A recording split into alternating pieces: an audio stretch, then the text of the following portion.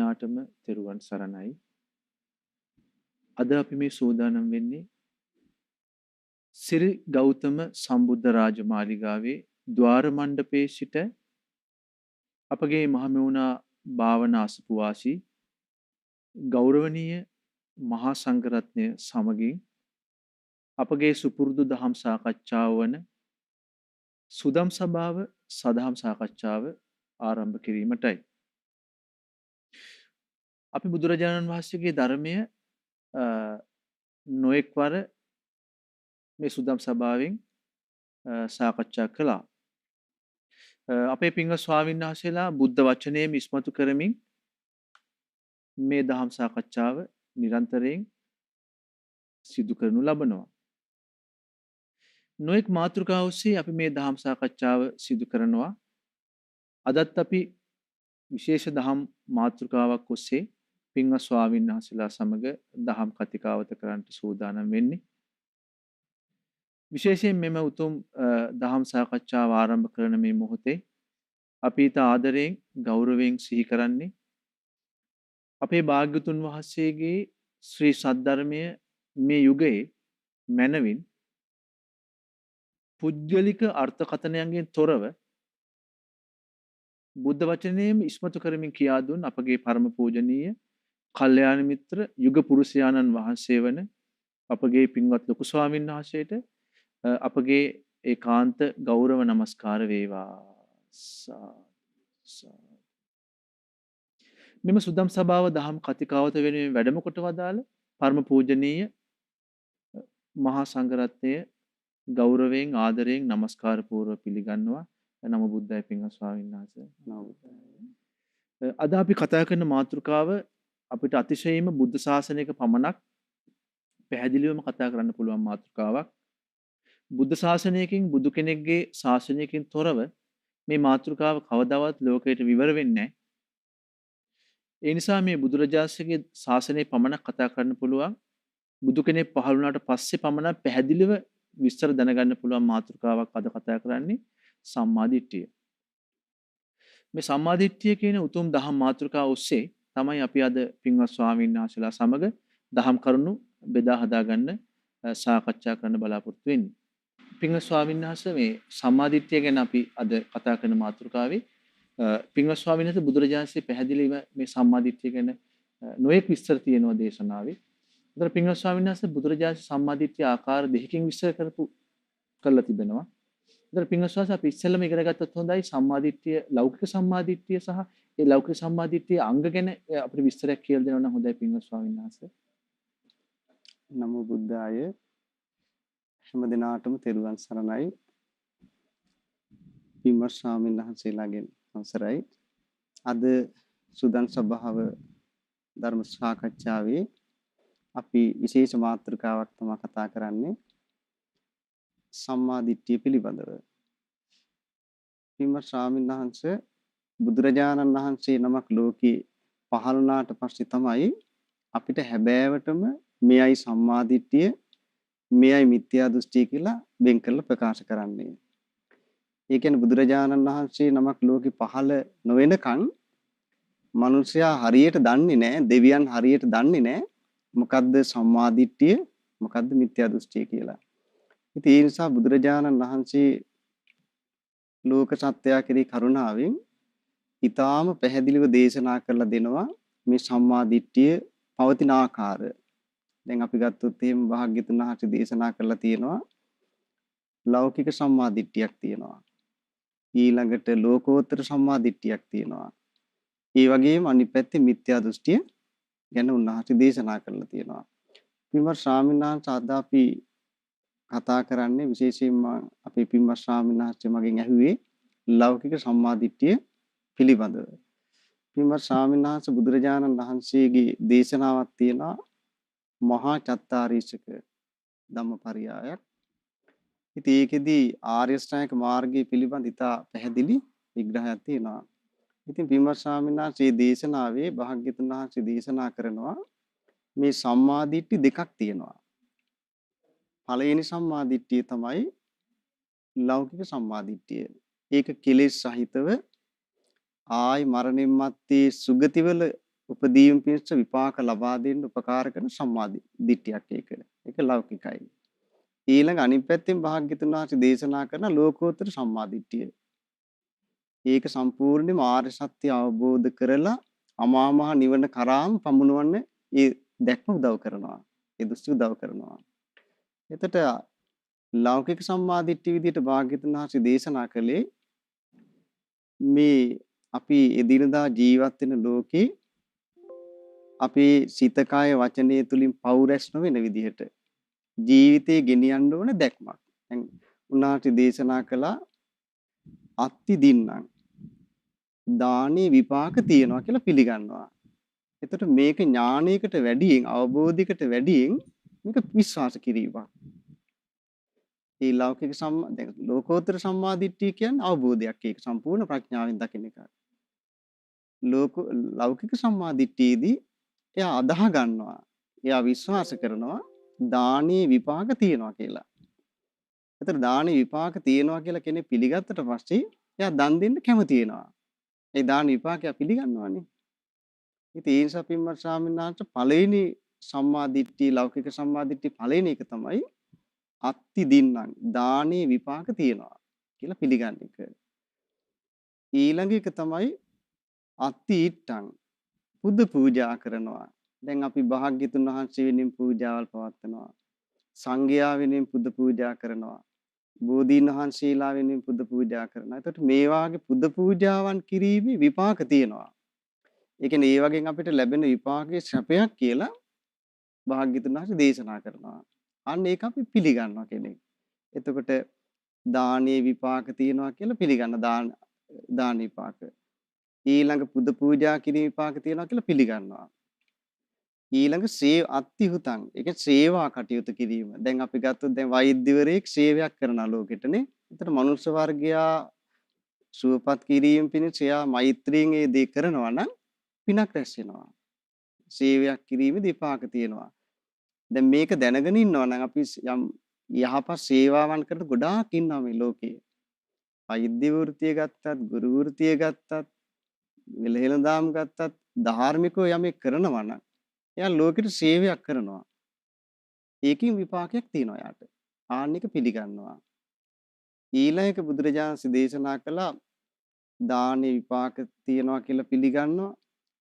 පුද පූජාවල විපාක තියෙනවා කියලා පිළිගන්නවා. සේවා කටයුතු වල විපාක තියෙනවා කියලා පිළිගන්නවා. ඊළඟට සුකට දුක්ඛටාන කම්මාන ඵලම් විපාකෝ. මේ ලෝකෙ පින්වත් ශ්‍රාවීන් වහන්සේ භාග්‍යතුන් වහන්සේ දේශනා කරනවා අපි චේතනාව පහළ කරලා යහපත් දෙයක් කළොත් ඒක විපාකේ යහපත් එකක්. අපි චේතනාව පහළ කරලා යහපත් දෙයක් කළොත් ඒක විපාකේ යහපත් දෙයක්. ඒතර බුදුරජාණන් දේශනා කළේ යාදිසං වපති බීජං තාදිසං හරති ඵලං. කල්යාණකාරී කල්යාණ පාපකාරී ච පාපියෝ. අපි යමද්ද වගා කරන්නේ අපිට අස්වැන්න විදිහට ලැබෙන්නේ ඒක. අපි යහපත් දෙයක් කළොත් ඒ වගේමයි යහපත් විපාක ලැබෙනවා. අයහපත් දෙයක් කළොත් අයහපත් විපාක ලැබෙනවා. එතකොට මේ විදිහට මේ ලෝකේ තියෙනවා චේතනාව පහළ කරලා කරන යහපත් කර්ම. අපි ඒවට පින් කියලා කියනවා, කුසල් කියලා කියනවා. ඊළඟට අපි චේතනාව පහළ කළ සිතින් කයින් වචනෙන් කරන අයහපත් දේ තියෙනවා. ඒවට අපි කියන පව් අකුසල් කියලා. එතකොට මේ ලෝකේ යහපත් විපාක ලබා දෙන කර්ම තියෙනවා. අයහපත් විපාක ලබා දෙන කර්ම තියෙනවා කියලා පිළිගන්නවා කියන්නේ. ලෞකික සම්මාදිට්ඨියටයි තියෙන්නේ. ඊළඟ භාග්‍යතුන් වහන්සේ දේශනා කළේ අත්ති අයන් ලෝකෝ මෙලොවක් තියෙන. දැන් සමහර ජීවත් වෙන අපින්වත් ස්වාමීන් වහන්සේ මෙලොව පිළිගන්නේ නැහැ. ඒ කියන්නේ දැන් අපි ගම තරුණ ළමයි එයා අපි හිතමු අවුරුදු 60 70ව ජීවත් වෙන්න එයාට පුළුවන්. ඒ පිනෙන් එයා මනුස්ස ලෝකෙට එනවා. නමුත් මේක තේරුම් ගන්න නැති නිසා තරුණ කාලේ මද්ද්‍රවයට බැහැිනවා. බැහැලා මුළු ජීවිතේම විනාශ කරගන්න. මොකද එයා කල්පනා කරන්නේ මෙලොවක් මට තියෙනවා තව. මේ ලෝකේ අපි තව ඉස්සරහට කටයුතු කරන්න ඕන. ඒක පිළිගන්න ඕනේ අපි. ඒතර මෙලොව පිළිගන්නවා නම් අපි අපේ සිත කය වචනේ සම්වර කරගන්නවා. ඊළඟ අති පරලෝකෝ පරලොවක් තියෙනවා. ඒ කියන්නේ දැන් මරණින් මත්තේ අපිට නැවත උපතක් කරා අපිට යන්න වෙනවා කියලා පිළිගන්නවා යා. මොකද මේ ලෝකේ සමහර අය ඉන්නවා පරලෝ පිළිගන්නේ නැහැ. ඒකේ එතකොට එයා ඒ පරලෝ පිළිගන්නේ නැති කෙනා අපාය පිළිගන්නේ නැහැ. ඒවා පරලෝවක් නැහැ කියලා එයා හිතන්නේ එතකොට. එතකොට එයා බය නැහැ කයින් පව් රැස් කරන්න. වචනෙන් පව් රැස් කරන්න එයා බය නැහැ. ලැජ්ජා බය සම්පූර්ණයෙන් නැති වෙනවා. ඉතින් ඒ නිසා භාග්‍යවතුන් වහන්සේ වදාළ පින්වත් ස්වාමීන් වහන්සේ යම් කෙනෙක්ට එතකොට ඒ කෙනෙක් මෙලොව පරලොව පිළිගන්නවද? සම්මා දිට්ඨිය ලෞකිකයි. එතකොට එයාගේ පිළිගැනීම විශ්වාස කිරීම එයාට මරණයන් මත දෙවියන් අතර යන්න සුගතිවල යන්න උපකාර කරනවා. ඔව්. ඊළඟ භාග්‍යතුන් වහන්සේ දේශනා කළ අත්ති මාතා මව් කියලා විශේෂ කෙනෙක් ඉන්නවා. මේ ලෝකෙ පින්වත් ස්වාමීන් වහන්සේ අපි අම්මා කියලා කියනවා කට්ටියට. හැබැයි අපිට හැබෑවටම එක මවක් ඉන්නවා. විශේෂයි එයා. අපි සම්මුතිය තුළ කාටත් අම්මේ මෑණියෝ කියලා කතා කරනවා. මොකද මේ ලෝකයේ මිනිස්සුෙකුට එක මවක් ඉන්නවා. එයා විශේෂයි. එයා තමයි මේ ලෝකෙට බිහි කරපු එක්කෙනා. ඊළඟ මේ ලෝකේ එක්කෙනෙකුට එක පියෙක් ඉන්නවා. තාත්තා කෙනෙක් ඉන්නවා. එයා තමයි ඒ අපිව බිහි කරන්න උපකාර කරපු කෙනා. එතකොට මේ අම්මා ඉන්නවා. අම්මා කියලා විශේෂ කෙනෙක් ඉන්නවා අපිට. තාත්තා කියලා විශේෂ කෙනෙක් ඉන්නවා කියලා පිළිගන්න ඕනේ. ඒක ලෞකික සම්මාදිට්ඨියගේ. මොකද අම්මා තාත්තා කියලා විශේෂ කෙනෙක් ඉන්නවා කියලා පිළිගන්නේ නැත්නම් එහෙම එයා අතින් ගොඩක් පව් රැස් වෙන්න පුළුවන්. ඉතින් අම්මා තාත්තා ඉන්නවා කියලා කෙනෙක් අපිට විශේෂයි මේ අම්මා. මේ තාත්තා විශේෂයි කියලා අපි තේරුම් අරන් ඉන්නවනම් අපි මව්ට උපස්ථාන කරලා පින් රැස් කර ගන්නවා. පියාට උපස්ථාන කරලා පින් රැස් කර ගන්නවා. ඒ නිසා භාග්‍යවතුන් වහන්සේ දේශනා කළා ඒකත් ලෞකික සම්මාදිට්ඨිය. ඊළඟ පින්වත් ස්වාමීන් වහන්සේ භාග්‍යවතුන් වහන්සේ දේශනා කළ ඊළඟ කාරණේ තමයි අත්ති සත්තා ඕපපාතිකා. කියන්නේ මේ ලෝකේ බුදුරජාණන් වහන්සේ දේශනා කරන ආකාර හතරකින් මේ සත්ත්ව උපදිනවා. ඒ කියන්නේ බිත්තර ඇතුලේ හැදිලා උපදිනවා. ඊළඟට මව් කුසියේ හැදිලා උපදිනවා. ඊළඟ තෙත් පරිසරවල හැදිලා උපදිනවා. ඊළඟ එක තමයි ඕපපාතිකයි. ඕපපාතික කියලා කියන්නේ ඒ තමන් විසින් රැස් කරගත්ත කර්මයට අනුව ඒ විපාක විදීම පිණිස මෙතනින් මරණයටපත් වෙනකොට කර්මානුරූප පහළ වෙනවා. නිරය, පෙරේත ලෝක, දෙවියන්. එතකොට භාග්‍යතුන් වහන්සේ දේශනා කළා තියෙන ඒ වාගේ උපත් කරා යන්නේ උපපාතිකව. දෙවියන් බඹුන් අතර උපපාතික උපතක් කරා යන්නේ. එතන මේක පිළිගන්න කියනවා. විශ්වාස කරන්න කියන. එතකොට දැන් ඕපපාතික උපත කෙනෙක් පිළිගන්නේ නැත්නම් පින්වත් ස්වාමීන් වහන්සේ එයා දෙවියන් පිළිගන්නේ නැහැ. ඔයා කොහේ තියනවද කියලා අහනවා. අපාය කොහේ තියනවද කියලා අහනවා. නමුත් අර ඕපපාතික උපත පිළිගන්නවා නම් යම් කෙනෙක් එයා අහන්නේ මේ දෙවියන් ඉන්නවද බඹුන් ඉන්නවද කියලා අහන මොකද එයා ඒක පිළිගන්න කෙනෙක්. ලෞකික සම්මාදිට්ඨිය.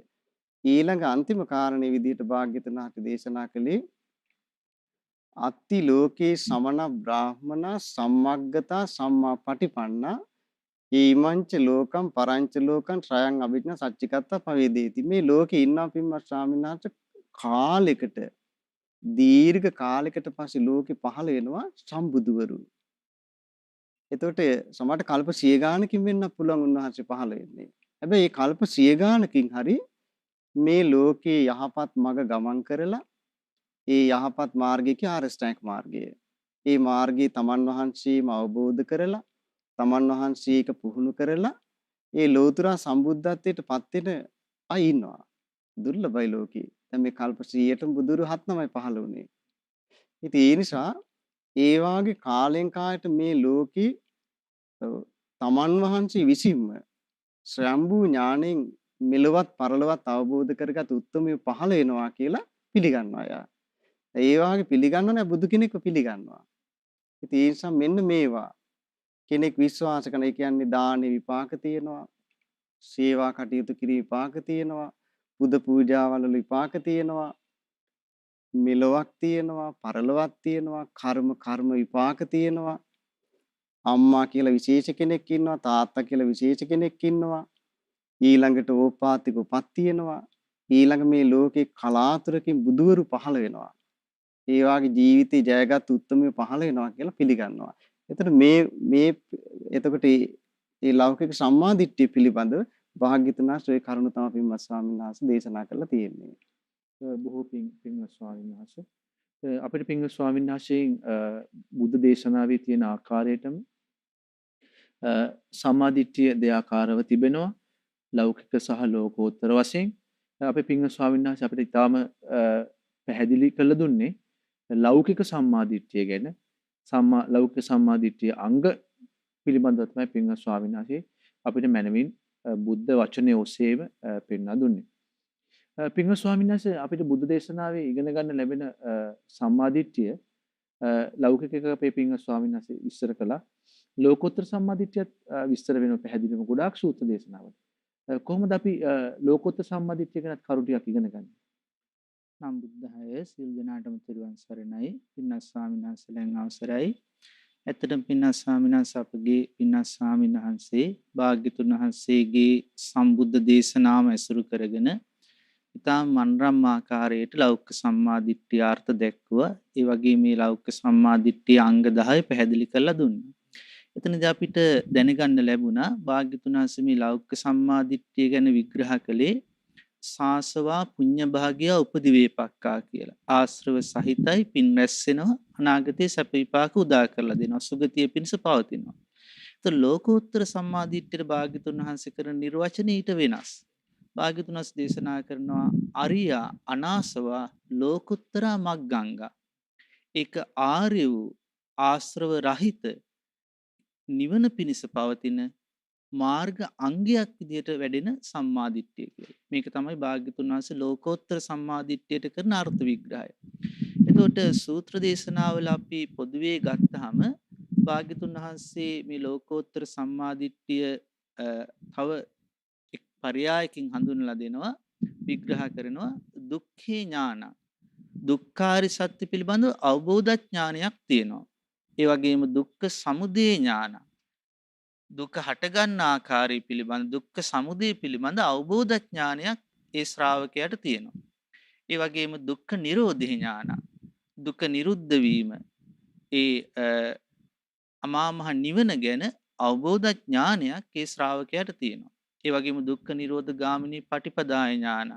ඒ දුක් නිරුද්ධ වෙන මාර්ගය ආර්ය අෂ්ටාංගික මාර්ගයයි කියලා අවබෝධ ඥානයක් ඒ ශ්‍රාවකයාට තියෙනවා. එතකොට ඒක අර කලින් ස්වාමීන් වහන්සේ පැහැදිලි කළා වගේ පිළිගැනීමක් ශ්‍රද්ධාවක් නෙවෙයි. ඒක ඉක්මවා ගිය අවබෝධ ඥානයක් ධර්මයේ තුලින් ඇති වෙලා තියෙනවා.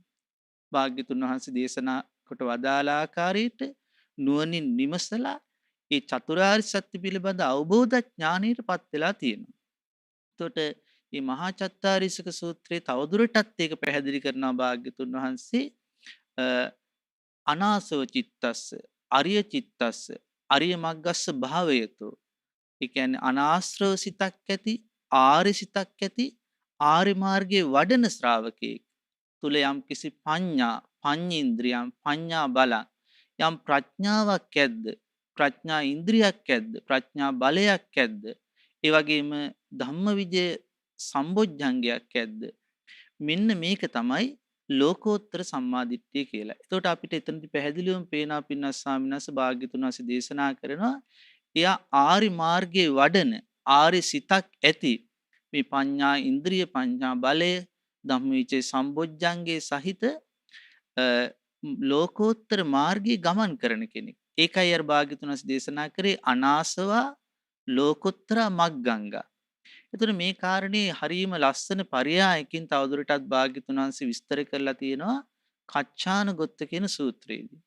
භාග්‍යතුන් වහන්සේගේ කච්චානගොත්ත ස්වාමීන් වහන්සේ අහනවා සම්මාදිට්ඨි බන්තේ උච්චති. භාග්‍යතුන් වහන්සේ සම්මාදිට්ඨිය කියලා කියනවා.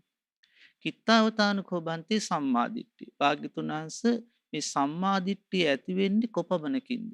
කොයි විදිහටද කියලා අහනවා. ඒ වෙලාවේ භාග්‍යතුන් වහන්සේ හරිය ලස්සනට මේ ධර්මපරයයක් විස්තර කරනවා ස්වාමීන් වහන්සේ. ද්වයං නිස්සිතෝකෝ කච්චාන යෙබුහේන ලෝකේ සත්තා. කච්චාන මේ ලෝකයේ බොහෝ සත්වයන් අන්ත දෙකක් තුල රැඳිලා ඉන්නවා. ඒ තමයි අත්තිතංචේව නත්තිතංච. මරණින් මත්තේ සදාකාලික පැවැත්මක් තියනවා කියන ශ්‍රාස්වත දෘෂ්ටියේ බොහෝ පිරිසක් රැඳිලා ඉන්නවා. ඒ වගේම නත්තිතංච මරණින් මත්තේ කිසිවක් නැහැ කියන උච්ඡේද දෘෂ්ටියේ තව කොටසක් රැඳිලා ඉන්නවා. දැන් ස්වාමීන් වහන්සේ අපි ලෝකේ තියෙන දේවවාදී ආගම් ගත්තොත් ඒ සියලුම ආගම් ඔන්න ඔය මරණින් මත්තේ සදාකාලික පැවැත්මක් තියෙනවා කියන දෘෂ්ටිය තුළ තියෙන. එතකොට ඒ සර්ව බලධාරී දෙවියන් වහන්සේ ගාව එහෙම නැත්නම් ස්වර්ගයේ සදාකාලික උපතක් කරා යනවා කියලා උගන්වනවා. ඊළාට අපි ගත්තොත් ස්වාමීන් වහන්සේ ඔය භෞතිකවාදී චින්තනයේ ඊට පස්සේ ඔය මාක්ස්වාදය ආදී ඔය දේශපාලන චින්තනවල තියෙන උච්ඡේද දෘෂ්ටිය. එන් මරණින් මත්තේ කිසි දෙයක් නැහැ. එතකොට මොන ආකාරයේ හෝ බල අරගලයකින් ආයුධ සන්නද්ධ අරගලයකින් බලය අරගෙන ලෝකේ පාලනය කරාට කමක් නැහැ කියන දෘෂ්ටිය තියෙනවා. ඒතකොට ওই දෘෂ්ටි දෙක ඔස්සේ තමයි ලෝකේ බොහෝ අකුසල් රැස්ුනේ, ප්‍රාණඝාත සිද්ධ වුනේ, රටවල් ආක්‍රමණය කළේ. ඒ වගේ මේ දෘෂ්ටි දෙක ඔස්සේ තමයි බොහෝ පිරිසක් දුගතිගාමි වෙන්නේ.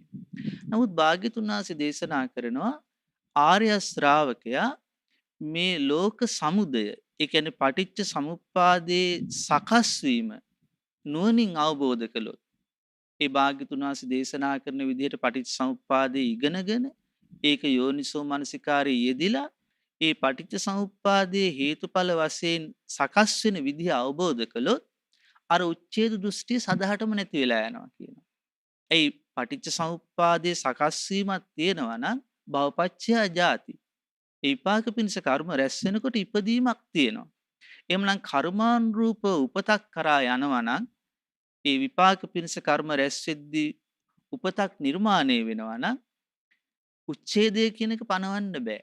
මරණින් සියල්ල සිඳලා යනවා. සියල්ල අවසන් වෙලා යනවා කියන ඒ භෞතිකවාදී චින්තනය, ඒ සමහර දේශපාලන චින්තන රටාවන් නිවැරදි නෑ.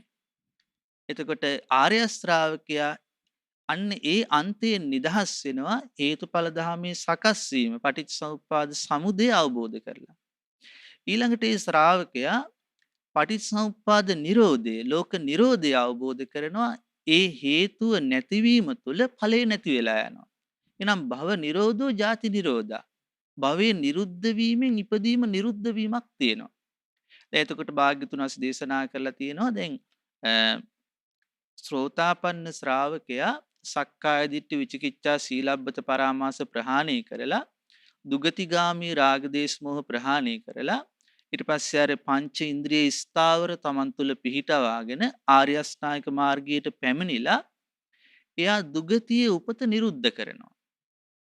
එයාට යලි කවදාවත් නිරයේ, പ്രേත ලෝකේ, අසුර ලෝකේ, තිරිසන් ලෝකේ උපතක් නැහැ.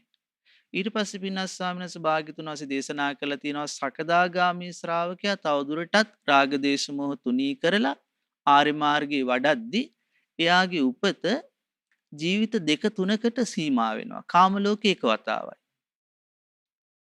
ඊළඟට භාග්‍යතුන් වහන්සේ දේශනා කළා තියෙනවා අනාගාමී ශ්‍රාවකයා රාග දේශ ප්‍රහාණය කළා සම්පූර්ණයෙන්ම කාම ලෝකයෙන් සම්පූර්ණයෙන්ම නිදහස් වෙනවා. ඊට පස්සේ රහතන් වහන්සේ සියලු කෙලෙසුන් ප්‍රහාණයට පත් කරලා එතකොට භවය නිරුද්ධ කරලා භව නිරෝධා ජාති නිරෝධෝ සියලු උපතින් නිදහස් වෙනවා. එතකොට පින්නස් ස්වාමීන් වහන්සේ ඒ පටිච්චසමුප්පාදයේ හට ගැනීමත් නිරුද්ධ වීමත් ප්‍රඥාවෙන් අවබෝධ කරන ශ්‍රාවකයා ලෝකෝත්තර සම්මාදිට්ඨියට පැමිණෙනවා. එතකොට ඒ ශ්‍රාවකයා තුළින් අර ශ්‍රාස්වත දෘෂ්ටිය, උච්ඡේද දෘෂ්ටිය සම්පූර්ණයෙන්ම ප්‍රහාණය වෙනවා. එතනදී භාග්‍යතුන් තව වැදගත් කාරණයක් දේශනා කරන පින්නස් ස්වාමීන් වහන්සේ මේ ආර්ය අෂ්ටාංගික මාර්ගයේ ශ්‍රාවකයෙක් තුළ වැඩෙද්දී අංග 3ක් අත්වල බැඳ ගන්නවා කියනවා. ඒ තමයි සම්මා දිට්ඨියත්, සම්මා වායාමයත්, සම්මා සතියත්. සම්මා දිට්ඨියෙන් තමයි කියනවා මේ කුසල් මේ අකුසල් කියලා මනාවකට හඳුනා ගන්න. ඊට පස්සේ ආර්ය මාර්ගය හඳුනා ගන්න.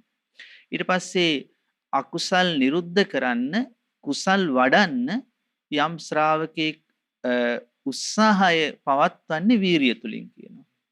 එතකොට ඒ පිණිස පවත්වන සිහිය සම්මා සතියයි කියනවා. ඒතර මේ විදිහට සම්මා දිට්ඨියත්, සම්මා වායාමයත්, සම්මා සතියත් අත්වල බැඳගෙන ආර්ය අෂ්ටාංගික මාර්ගයේ ශ්‍රාවකෙක් තුළ වැඩෙනවා කියනවා. ඒතර සෝතාපන්න ශ්‍රාවකයා ආර්ය අෂ්ටාංගික මාර්ගයට පැමිණිලා ලෝකෝත්තර සම්මා දිට්ඨිය ඇති කරගන්නවා.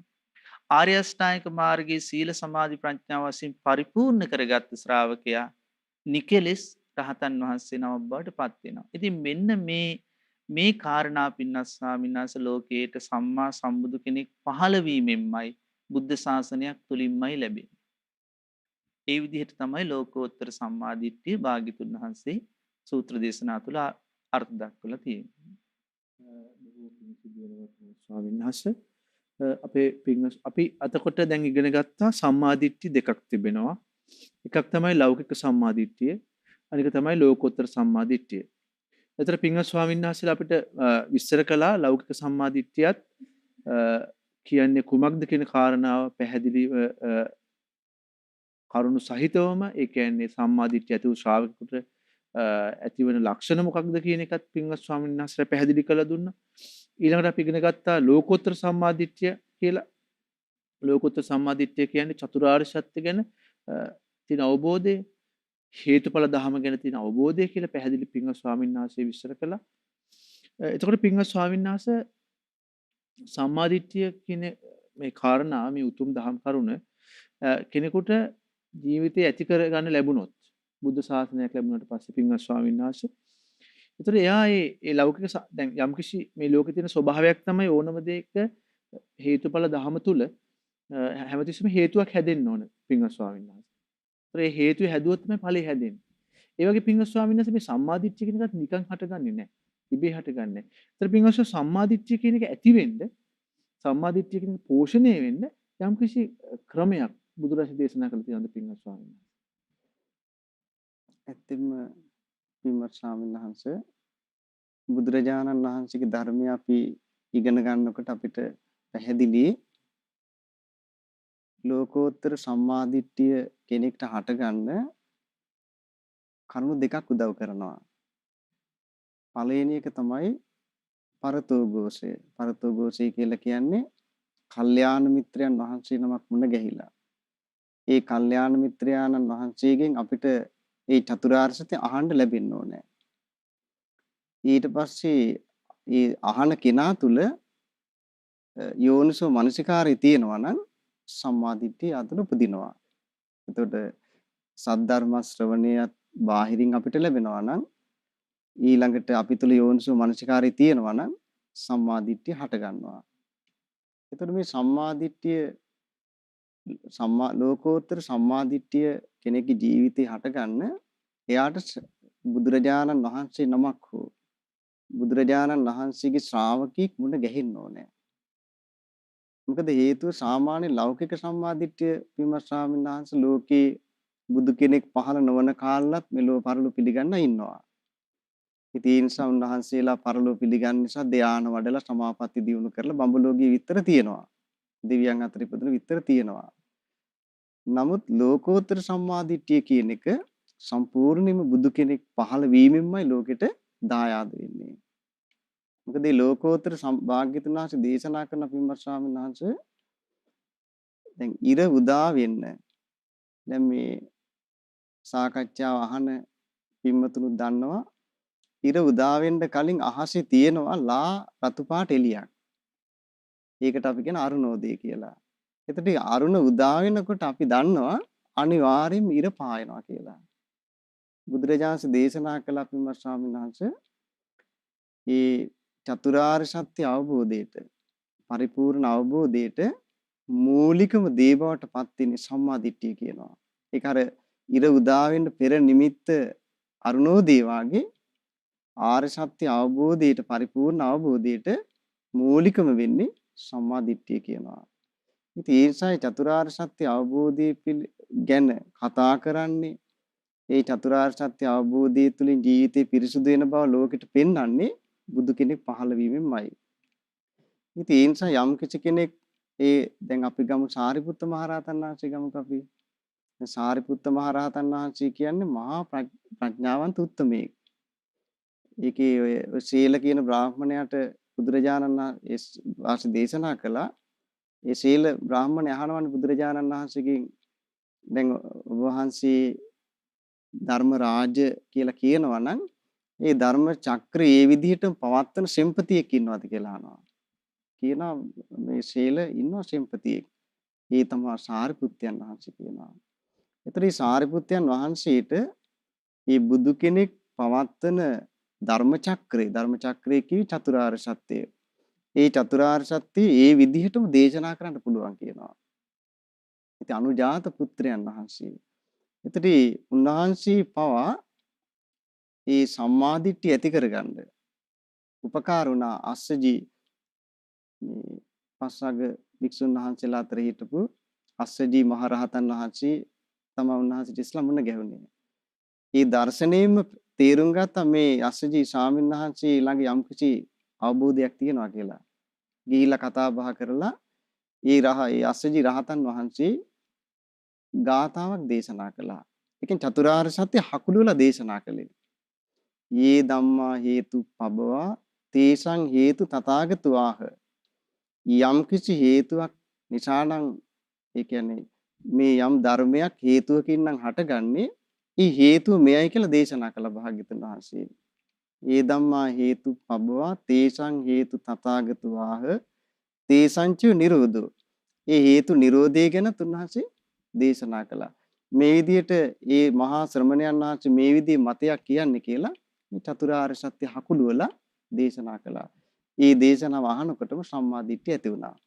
එතකොට බලන්න මේ බුදුරජාණන් වහන්සේ නමක් වූ මේ බුදුරජාණන් වහන්සේගේ ශ්‍රාවකයෙක්ගෙන් චතුරාර්ය සත්‍ය අහලා ඒ අහන දේ යෝනිසෝ මනසිකාර යෙදීමෙන් තමයි සම්මා දිට්ඨිය උපදින්නේ.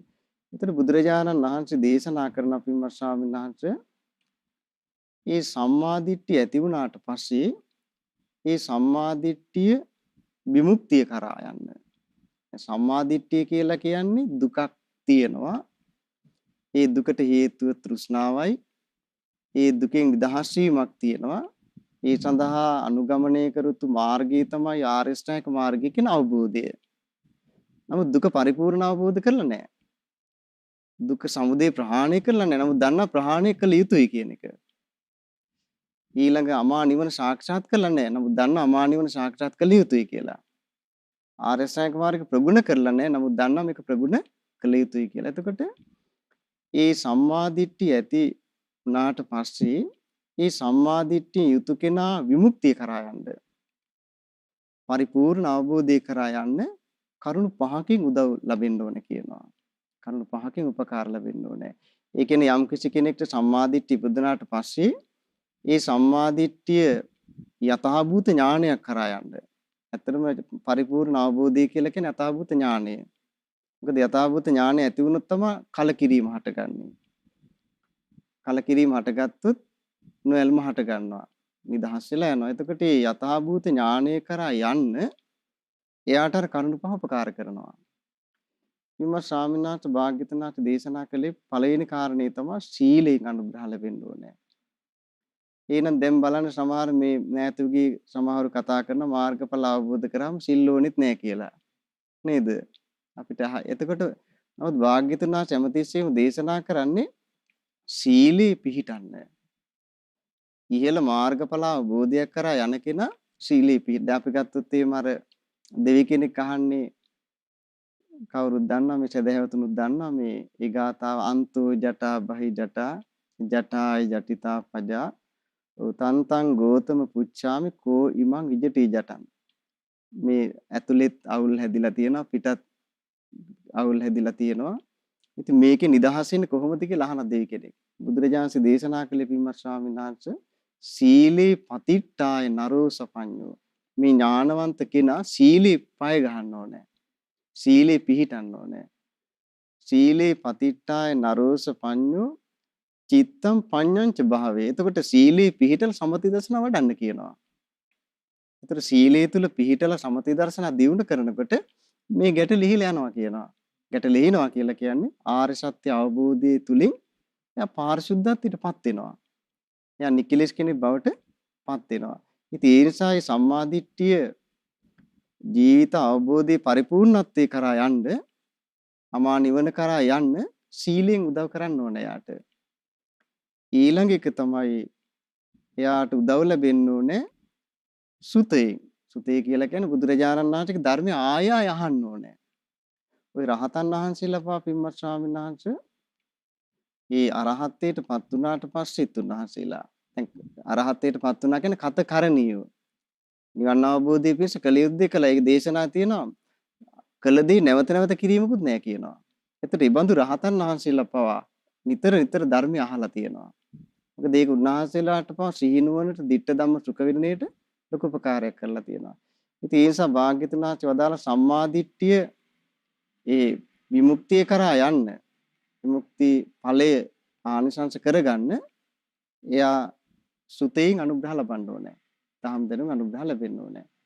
ඊළඟ එක තමයි ධර්ම සාකච්ඡාවෙන් අනුග්‍රහ ලැබෙන්න ඕනේ. දැන් මේ වගේ ඒ කියන්නේ ඒ කාලේ බුදුරජාණන් සින්න කාලේ රහතන් වහන්සේලා ධර්ම සාකච්ඡා කරද්දී ශ්‍රාවකයෝ අහගෙන ඉන්නවා මේක. එතකොට මේ සාකච්ඡා කරන ස්වාමීන් වහන්සේලාත් මාර්ගඵල අවබෝධ වෙනවා. අහගෙන ඉන්නත් මාර්ගඵල අවබෝධ වෙනවා. මට මතකයි දාසක කියලා එක රහතන් වහන්සේ නමක් හිටියා. ඔය සංයුක්ත නිකායේ තියෙන. එතකොට ඒ රහතන් වහන්සේ කේමක මං හිතන්නේ මට මතක කේමක දාසක කියලා කියන උපස්ථාන කරපු කෙනා. එතකොට මේ කේමක කියන ස්වාමීන් වහන්සේගෙන් පංච උපාදානස්කන්ධය ගැන ප්‍රශ්න අහනකොට ඒ සාකච්ඡාව ඉවර වෙනකොට 69 කරහත්ත්වයටපත් වෙලා තියෙනවා ඒ කේමක ස්වාමීන් වහන්සේත් එක්ක. ඉතින් ඒ නිසා ධර්ම සාකච්ඡාව ලොකු අනුග්‍රහයක්. ඊළඟ එක සමතය, ඊළඟ එක විදර්ශනාව. එතකොට සමාධියත් වඩන්න ඕනේ යා. මේ සමාධිය තුල පිහිටලා මේ චතුරාර්ය සත්‍ය නුවණින් විමසන්නත් ඕනේ. එතකොට ඔන්න ඔය කරුණු පහ. සීලය, දහම් දැනුම, ඊළඟට සාකච්ඡාව, සමත විදර්ශනා. ඔය කරුණු පහෙන් සම්මා දිට්ඨියට නිතර අනුග්‍රහ ලැබෙන්න ඕනේ. බොහෝ පිං ස්වාමීන් වහන්සේ. එතකොට මේ පිංගතුන්ට අද ඉගෙන ගන්න ලැබෙනවා මේ පිං ස්වාමීන් පැහැදිලි විස්තර කරලා දුන්නා. සම්මා දිට්ඨිය ඇතිවෙන්න කරුණු දෙකක් අවශ්‍යයි.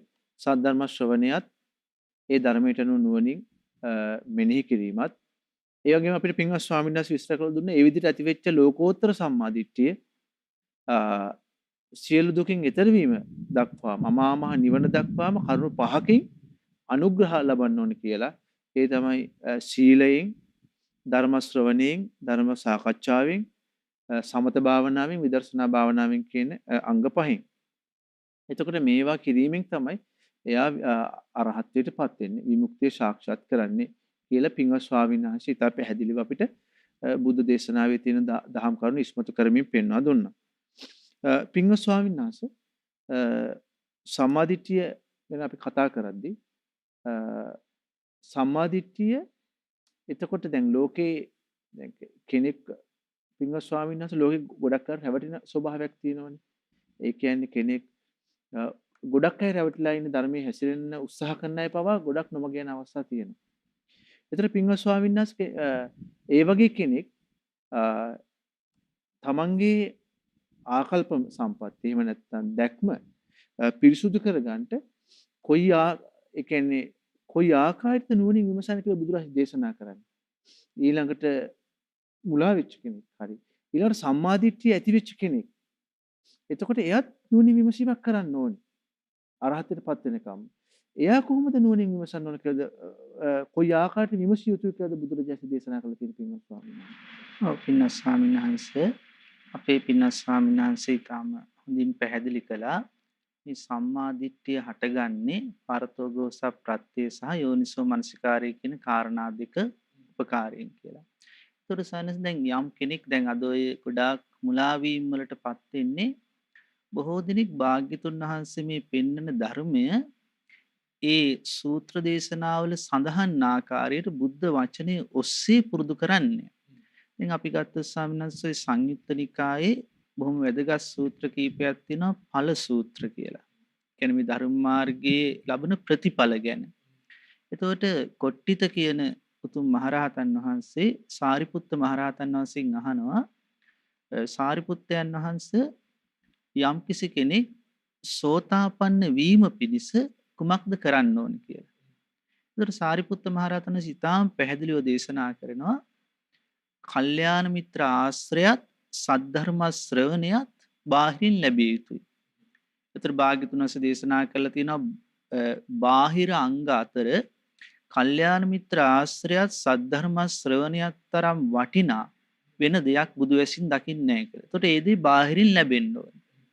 ඊට පස්සේ අභ්‍යන්තරික අංග වශයෙන් යෝනිසෝ මනසිකාරයත් ධම්මානුධම්ම ප්‍රතිපදාවත් Taman තුලින් උපදවන්න ඕනේ. එතකොට මෙන්න මේ කල්යාණ මිත්‍ර ආශ්‍රය, සද්ධර්ම ශ්‍රවණේ, යෝනිසෝ මනසිකාරය, ධම්මානුධම්ම ප්‍රතිපදාව කියන කරුණු හතර ඔස්සේ තමයි කෙනෙක් සෝතාපන්න ඵලයේ සාක්ෂාත් කරන්නේ. එතකොට එයාට බුදුරජාන් වහන්සේගෙන අචල ප්‍රසාදේ, ධර්මයේගෙන අචල ප්‍රසාදේ, ශ්‍රාවක සංඝරත්නයේගෙන අචල ප්‍රසාදේ ඇතිවිලා එයා ආරිකාන්ත සීලෙ පිහිටනවා. ඊට පස්සේ දැන් සාමාන්‍ය සෝතාපන්න ශ්‍රාවකයාට නිවන් මඟ පැහැදිලි. එතන සඳහන් වෙන්නේ අපරප්පච්චේ ඥාන මේවං හෝති කියලා, වෙන කෙනෙක්ගේ උපකාරයකින් තොරව නිවන් මඟ එයාට දැන් පැහැදිලි වඩන්න පුළුවන්. නමුත් සනස මේ සාරිපුත්ත මහරහතන් වහන්සේගේ ඊළඟට කොට්ටිත මහරහතන් වහන්සේ අහනවා, ඒ සෝතාපන්න වුණ කෙනා සකදාගාමි වීම පිණිස මොකද කරන්න ඕන කියලා. ඔය කාරණා හතරම බහුල වශයෙන් පුරුදු කළ යුතුයි කියලා. ඒ කියන්නේ සෝතාපන්න ශ්‍රාවකයාත් කල්යාණ මිත්‍රාශ්‍රය, සද්ධර්ම ශ්‍රවණේ, යෝනිසෝ මනසිකාරය, ධම්මානුධම්ම ප්‍රතිපදාව පුරුදු කිරීමෙන් තමයි සකදාගාමි වෙන්නේ. ඊට පස්සේ යනවා සකදාගාමි ශ්‍රාවකයා අනාගාමි වීම පිණිස මොකද කරන්න ඕන. ඔය කාරණා හතරම බහුල වශයෙන් පුරුදු කරන්න කියනවා. අනාගාමී ශ්‍රාවකයා සියලු කෙලෙසුන් ප්‍රහාණයට පත් කරලා අරහත්ත්වයට පත් වීම පිණිස මොකද කරන්න ඕන කියලා අහනවා. ඔය හතරම බහුල වශයෙන් පුරුදු කරන්න ඕන කියනවා. ඒතර සංසය මුලා වීම ගොඩාක් වෙන්නේ වර්තමානයේ. සමහරු පොඩි දහම් දැනුමක් ඇති කරගෙන කල්පනා කරනවා දැන් අපිට දහම් දැනුම තියෙනවා, අපිට කල්යාණ මිත්‍ර ආශ්‍රයත් ධර්ම ශ්‍රවණයත් මෙතනින් පස්සේ ඕනේ අපි තනියම කරගන්නවා කියලා. තව කොටසක් ඒ ධර්ම දැනුමින් තොරව නිකන් අර ශනික සමාධි, ශනික මාර්ගඵල ආදී පස්සේ යනවා. ඒතකොට ඒ ධර්ම දැනුම ගන්නෙම නැහැ. ඒතකොට දැන් මේ සාරිපුත්ත මහරහතන් දේශනා කරනවා ඒ අරහත්ත්වයේ දක්වාම ඒ කරුණු හතර පුරුදු කළ යුතුයි. ඒක ඊටාම වැදගත් කාරණයක් ස්වාමීන් වහන්සේ. ඊළඟට දැන් ස්වාමීන් වහන්සේ අහපු විදිහට ඒ සම්මාදිට්ඨිය ඇතිවීම පිණිස නුවණින් විමසන ආකාර සම්මාදිට්ඨි සූත්‍රයේ මජ්ක්‍ධිම නිකායේ අග්‍ර ශ්‍රාවක සාරිපුත්ත මහරහතන් වහන්සේ ක්‍රම 16ක් දේශනා කරනවා. එතකොට එතනදී මුලින්ම සාරිපුත්ත මහරහතන් වහන්සේ දේශනා කරන්නේ කුසලංච පජානාති කුසල මූලංච. එයා කුසල මූලයත් දන්නවා, ඒ කුසල මූලය ඔස්සේ දියුණු වෙන කුසල් ගැනත් දන්නවා, අවබෝධය තියෙනවා. ඊළඟට අකුසලංච පජානාති අකුසල මූලංච. අකුසල මූලය ගැනත් දන්නවා, ඒ ඔස්සේ හටගන්න අකුසල් ගැනත් දන්නවා. ඒ කියන්නේ රාග දේශ මොහ අකුසල් මුල්, ඒ ඔස්සේ දස අකුසල් හටගන්නවා කියන අවබෝධය තියෙනවා. ඊළඟට අලෝභ දේශ සමෝහ කුසල් මුල්, ඒ ඔස්සේ හටගන්න දස කුසල් ගැනත් අවබෝධය තියෙනවා. ඒතර මේක තමයි සම්මාදිට්ඨියේ මූලික පදනම ආරම්භය. ඊට පස්සේ සාරිපුත්ත මහරහතන් දේශනා කරනවා, එයා පරියාය 15ක් තව දේශනා කරනවා. එතකොට ඒකේ විස්තර වශයෙන් තියෙන නිසා අපිට මේ වගේ කෙටි වෙලාවක කතා කරන්න බෑ. නමුත් සාරිපුත්ත මහරහතන් දේශනා කරන ඕනේ යම් ශ්‍රාවකෙක් ඉපදීම කියන්නේ මොකක්ද කියලා හොඳට අවබෝධ කරනවා. ඊට පස්සේ ඉපදීම සකස් වෙන්නේ කොහොමද කියලා අවබෝධ කරනවා. ඒ ඉපදීම නිරුද්ධ වෙන්නේ කොහොමද කියලා අවබෝධ කරනවා.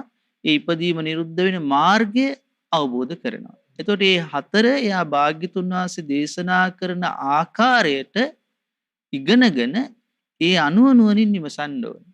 ඊට පස්සේ ආහාර මොනවද කියලා අවබෝධ කරනවා. ඊට පස්සේ ඒ ආහාර ඔස්සේ සසර පැවැත්ම සකස් වෙන විදිහ අවබෝධ කරනවා. ඒ ආහාර නිරුද්ධ වීමෙන් සසර පැවැත්ම නිරුද්ධ වෙන විදිහ අවබෝධ කරනවා. ඒ සඳහා අවශ්‍ය කරන මාර්ගය ආර්ය අෂ්ටාංග මාර්ගය කියලා අවබෝධ කරනවා. ඒතකොට මේකට අර කල්යාණ මිත්‍ර ආශ්‍රයෙන් ලැබුණ ධර්ම ශ්‍රවණය අත්‍යවශ්‍යයි. ඒ ඔස්සේ තමයි නුවණින් විමසීම කරන්නේ.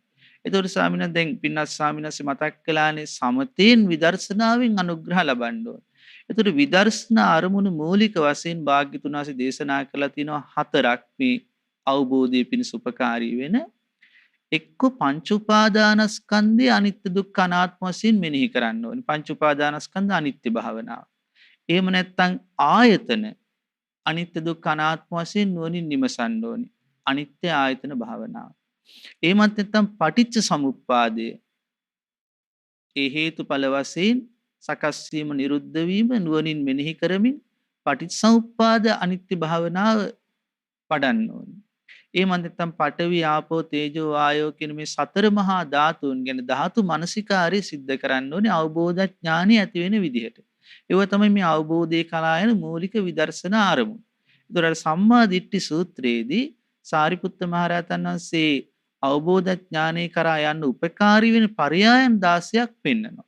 ඒතර මේ හැම එකම පදනම අපි ගත්තාම දැන් භාග්‍යතුන් වහන්සේ ඇහුවා මේ ප්‍රඥාව උපද්දවන්නේ කොහොමද? සම්මා දිට්ඨිය ඇති කරගන්නේ කොහොමද? සද්ධානු අරහතන් ධම්මං නිබ්බාන පත්‍ය. මේ අමා නිවනට පමුණුවන රහතුන්ගේ ධර්මයේ අහන්න ඕනේ. සුස්සූසා ලබතේ පඤ්ඤං අපමත්තෝ විචක්කනෝ. ඒ උතුම් ධර්මයේ අහලා අප්‍රමාදීව නුවණින් නිමසීමෙන් තමයි ප්‍රඥාව උපදින්නේ. ඊළඟ භාග්‍යතුන් දේශනා කළ දෙනවා යෝගාවේ ජායති බුරි. මේ සමත විදර්ශනා වශයෙන් භාවනා වැඩිමින් තමයි ප්‍රඥාව උපදින්නේ. ඒතර මේ තමයි පින්නත් ස්වාමීන් වහන්සේ සම්මා දිට්ඨිය උපද්දවන මාර්ගය. සම්මා දිට්ඨිය ඇති වෙන හේතු. ඉතින් මේ කරුණු පුරුදු කිරීමෙන් තමයි කෙනෙකුට ලෝකෝත්තර සම්මා දිට්ඨිය කරා යන්න පුළුවන්කම ලැබෙන්නේ. ඒකට මූලික පදනම කර්මඵල විශ්වාසය, පින ගැන අවබෝධය, ඊට පස්සේ සාමාන්‍ය මනුෂ්‍ය ගුණධර්ම තමයි අර ලෞකික සම්මාදිට්ඨිය අංග 10 තුලින් ඇති කරලා දෙන්නේ. ඒ නිසා ලෞකික සම්මාදිට්ඨියෙන් තොරව ලෝකෝත්තර සම්මාදිට්ඨිය කරා යනවා කියලා දෙයක් සිද්ධ වෙන්නේත් නැහැ. ඒ වගේම ලෞකික සම්මාදිට්ඨියෙන් පමණක් අවබෝධ ඥානිය ඇති වෙලා සසර දුකින් නිදහස් වෙනවා කියන කාරණයක් සිද්ධ වෙන්නේත් නැහැ. ඒ නිසා අපි මේ ලෞකික සම්මාදිට්ඨිය අංග 10 ශ්‍රද්ධාවෙන් පිළි අරගෙන ඒ තුල පිහිටලා පින් රැස් කිරීමත් කරන්න ඕනේ. ඒ වගේම කල්යාණ මිත්‍ර ආශ්‍රයෙන් ධර්මයේ ශ්‍රවණය කරලා ඒ ධර්මයට අනුව නුවණින් නිමසමින් ධර්මානුධම් ප්‍රතිපදාවේ යෙදෙමින් සීල සමාධි ප්‍රඥා වඩමින් අවබෝධ ඥානෙ ඇති වෙන වැඩපිළිවෙලක ඉක්මෙන්නත් ඕනේ. මේ කාරණා දෙක තුලින්ම තමයි කෙනෙක් සසරින් නිදහස් වෙන්නේ. බොහෝ පින් සිදු වෙනවා පින්වත් ස්වාමීන් වහන්සේ. සුපින්නුතුනි අපි අද කතාබස් කරමින් සිටියේ මේ බුද්ධ ශාසනයේ ඊටාම වටිනා බුදුරජාණන් වහන්සේ නමක් පහළ වීමෙන් ඇති කරගත හැකි සම්මාදිට්ඨිය ගැනයි අපේ පින්වත් ස්වාමීන් වහන්සේලා ඊට කරුණාවෙන් දයාවෙන් මෙසිතින් ඒ බුද්ධ වචනය අපිට ඉස්මතු කරමින් ඒ අපේ දහම් ගැටළු වලට පිළිතුරු ලබා දුන්නා. ඉතින් අපි සම්මාදිට්ඨිය ගැන තමයි මේ බුද්ධ වචනය ඔස්සේ කතා කරන්න යෙදුනේ. මේ සම්මාදිට්ඨිය කියන කාරණාව ගොඩාක් සූත්‍රවල ඉගෙන ගන්න අපිට මූලික බුද්ධ වචනේ තිබෙනවා. ඔබ මේ සූත්‍ර ආදිය පරිශීලනය කිරීමෙන් ඔබට තවදුරටත් මේ සම්මාදිට්ඨිය විවිධාකාරයෙන් බුදුරජාණන් විස්තර කරපු කරුණු ඉගෙන ගන්න පුළුවන්කම ලැබෙනවා. ඉතින් අද අපිට මේ දහම් සාකච්ඡාව මේ මාතෘකාව සඳහා වෙන්වුණු කාලයෙන් අවසන් වෙනවා. ඉතින් අපි අද මේ දහම් සාකච්ඡාවෙන් රැස් කළ මේ උදාර පින දෙවියන්ට සතුට සිතින් අනුමෝදන් කරනවා. සියලු දෙවියෝ සැපයටපත් වේවා කියලා. ඒ වගේම මේ පින අපි සියලු දෙවිවරුන්ට අනුමෝදන් කරන අතර අපිට මේ උතුම් ධර්මයේ කියා දුන්න අපගේ ගුරු දේවෝත්තම කල්යාණ මිත්‍ර අපගේ පින්වත් ලොකු ස්වාමීන් වහන්සේටත් සතුටු සිතින් මේ පින් අනුමෝදන් කරනවා. ඒ වගේම විශේෂයෙන් අද මේ උතුම් දහම් සාකච්ඡාවට වැඩම කොට වදාළ මහමෙවුනා භාවනා සුපවාසී ගරුතර මහා සංඝරත්නයේ පින්වත් ස්වාමීන් වහන්සේලාටත් මේ පින් සතුටු සිතින් අනුමෝදන් කරනවා. පින්වත් ස්වාමීන් වහන්සේලාගේ නිවන් මඟ සුවසේ සාක්ෂාත් කරගන්න මේ පින හේතු වේවා කියලා. ඒ වගේම ලෝකවාසී මහා සංඝරත්නයට මහමෙවුනා භාවනා අසුපුල වැඩ ඉන්න සීල පින්වත් ස්වාමීන් වහන්සේලාට මෑණියන් වහන්සේලාට අනගාരിക දූපතුන්ට මේ පින් අනුමෝදන් කරනවා. සුවසේ ධර්ම මාර්ග දිනු කරගන්න මේ පින හේතු වේවා කියලා. ඒ වගේම මේ රැස් කළ සීල පුණ්‍ය ධර්මයන් ධර්ම ශ්‍රවණය කළ ඔබ සෑම දෙනාට මේ දහම් සාකච්ඡාව සමග සම්බන්ධ වුණ ඔබ සීල දෙනාට අනුමෝදන් කරනවා. ලෝකවාසී හැමෝටම ඒ වගේම ශ්‍රද්ධා නාලිකාව පවත්වාගෙන යන්නට උදව් උපදව් කරන ආධාර උපකාර කරන සෑම දෙනාට මේ පින් අනුමෝදන් කරනවා. කාර්ය මණ්ඩලයේ පින්වතුන්ට මේ පින් අනුමෝදන් කරනවා. සියලු දෙනාට මේ පින් අනුමෝදන් වේවා. ඒ වගේම අප සෑම දෙනාටමත් මේ පින මේ ගෞතම බුද්ධ ශාසනයේ උතුම් පිහිට ලබන්න හේතු වේවා. තවත් උතුම් දහම් සාකච්ඡාවක් කිරීමේ බලාපොරොත්තුව ඇති කරගෙන ලබන සතියේ අපි අදට සමුගන්නවා. ඔබ හැම දිනාටම අපි සෙත් පතනවා. අපේ භාග්‍යතුන් වහන්සේ මහා කරුණාවෙන් වදාළ උතුම් ශ්‍රී සද්ධර්මයේ තුලින් ඔබේ ජීවිතේ දියුණු කරගෙන ඒ ධර්මයේ පුරුදු කරගෙන ඔබට ගෞතම බුදු සාසනයේ ඒකාන්තයෙන්ම පිහිට ලබන්නට වාසනාව ලැබේවා කියලා අපි හැමෝටම සෙත් පතනවා. හැම දිනාටම තෙරුවන් සරණයි. නමෝ බුද්ධාය.